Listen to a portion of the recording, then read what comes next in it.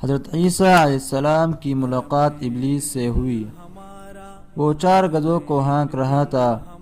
ان گدھوں پر سامان لدا ہوا تھا۔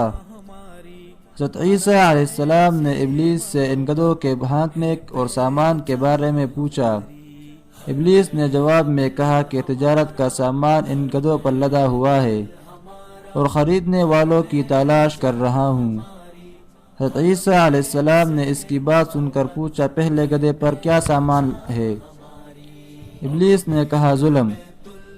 حضرت عیسیٰ علیہ السلام نے پوچھا، اسے کون خریدے گا؟ ابلیس نے کہا، بادشاہ۔ دوسرے گدھے کے بارے میں پوچھا کہ اس پر کیا لدا ہوا ہے؟ ابلیس نے کہا، حسد۔ حضرت عیسیٰ علیہ السلام نے پوچھا، کون خریدے گا؟ شیطان کہنے لگا، علماء۔ حضرت عیسیٰ علیہ السلام نے پوچھا، تیسرے گدھے پر کیا لاد رکھا ہے؟ ابلیس نے کہا، خیانت۔ حضرت عیسیٰ علیہ السلام نے فرمایا، کون خریدے گا؟ شیطان نے کہا کہ تاجر۔